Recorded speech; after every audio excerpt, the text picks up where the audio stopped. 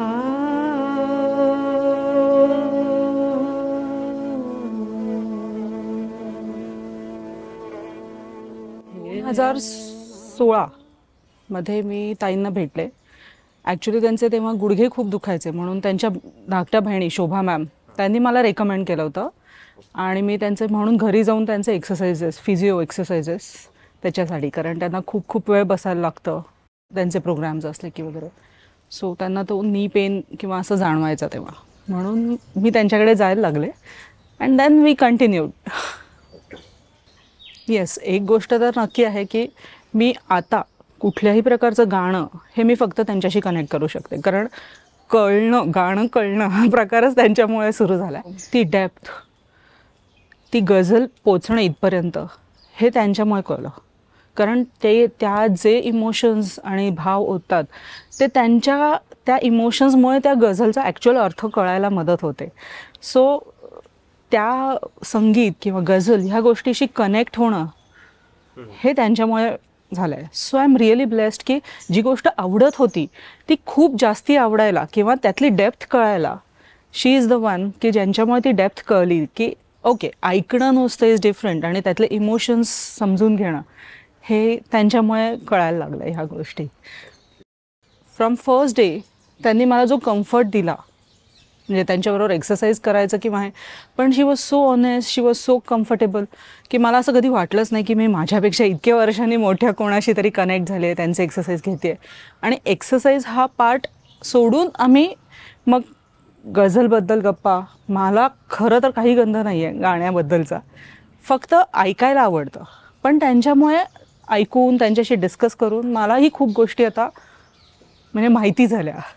So various विषय आणि basically त्यांचा जो स्वभाव आहे की कुठल्याही लेवल कुठल्याही एजच्या व्यक्तीशी तितकं खाली जाऊन किंवा त्या एजनी तेवढ्या कम्फर्टने बोलायचं, that was the awesome thing. म्हणजे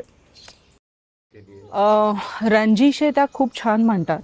त्यांच्या ॲक्च्युली खूप साऱ्या गझल्स आहेत किंवा त्या ना कितीतरी असं एखादी त्यांनी स्वतः कंपोज केली ना की त्या एक अंजली मी आज हे नवीन केलं आहे, ऐक कसं वाटतं आहे. सो बऱ्याचदा असं होतं I am the first one की त्यांची ते एखादी नवीन कंपोज केली असेल की त्या मला ऐकवतात, तेवढ्या 2 ओळी का होईना पण ऐकवतात आणि मग पुढे कोणाला कुमारना पाठवायचे, जे कोण स्टुडंट्स असतील त्यांना शिकवायचे किंवा पाठवायचे ते हे. सो मला असं आय एम लकी और आय एम ब्लेस्ड की त्या पहिल्या हे मला मिळतं बऱ्याचदा ऐकायला. She is a very caring lady. मध्ये 1-2 वर्षापूर्वी मला खूप मायग्रेनचा त्रास होत होता, खूप ॲसिडिटी आणि मायग्रेन. जसं त्यांना कळलं एव्हरी डे त्या माझ्यासाठी लिंबू सरबत करून ठेवायच्या. सो ही म्हणजे कधी त्यांना सांगितलं नाही की मला खूप त्रास होतो. एकदाच त्यांना कळलं की मला खूप मायग्रेन आहे, तर ते लिंबू सरबत करून ठेवायच्या. किंवा त्यांच्याकडे एक असं त्या ना माहिती नाही आता तुम्हाला कितपत माहिती आहे, पण शी इज अ वंडरफुल कुक. म्हणजे त्या असं खूप ह्यांनी करतात असं नाही, पण जे करतात त्या अप्रतिम करतात आणि रोजचा नैवेद्य मला असतो. जे काय करतात ते मला एवढंसं तरी खाल्ल्याशिवाय पाठवत नाहीत. सो त्या माझ्यासाठी स्पेशली मला त्रास होतो म्हणून ह्या काही गोष्टी करून ठेवायच्या की माझी ॲसिडिटी आहे, मला हे आणि मी सकाळपासून बाहेर असते. सो ते एक नेचर त्यांचं आहे. आणि त्यांना माझ्या एकटीच्या बाबतीत नाही, ह्या सगळ्यांच्या बाबतीत कोणाला काय आवडतं, कोणाला काय त्रास आहे तर कसं. So that caring nature is म्हणजे न सांगून त्यांना ते कळतं आणि शी इज व्हेरी केअरिंग. वीकनेसेस कधी कधी त्या कंटाळा करतात एक्सरसाइजला.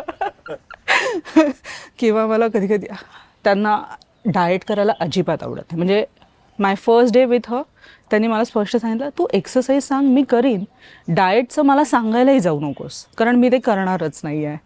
सो डाएट किंवा अशा ह्याने नाही, पण तो वीकनेस म्हणजे तोच एक आहे की शी इज व्हेरी फूडी. आणि स्ट्रेंथ ओके, फर्स्ट थिंग की मला असं वाटतं की त्यांना प्रत्येकाला ना खूप रिस्पेक्ट देतात. म्हणजे त्यांच्यापेक्षा कितीही लहान गाणारे किंवा जे कोण लोक आहेत त्यांच्यातले बारकावे पण त्या बघतात आणि ॲप्रिशिएट करतात. खूप कमी लोक असतात की एका लेवलनंतर ना खूप खालच्या लोकांचं ॲप्रिसिएशन करणं त्यांना जमत नाही. म्हणजे आवडत असलं तरी ते करायला पण ते वो दिलदार ये चाहिए.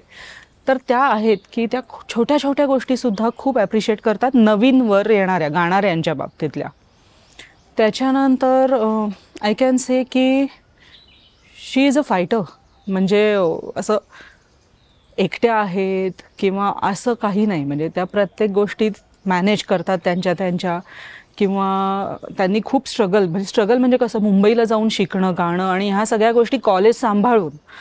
तर म्हणजे ते एक म्हणतो ना धडाडी आणि हे बेस्टच आहे. म्हणजे I will just say one thing की त्या कायम अशा स्माइलिंग राहू देत. She should be fit and fine to give her energy, positive energy ज्या ते त्यांच्या स्टुडंट्सना आम्हाला सगळ्यांना देतात तशीच देत राहू देत आणि कायम गातच राहू देत.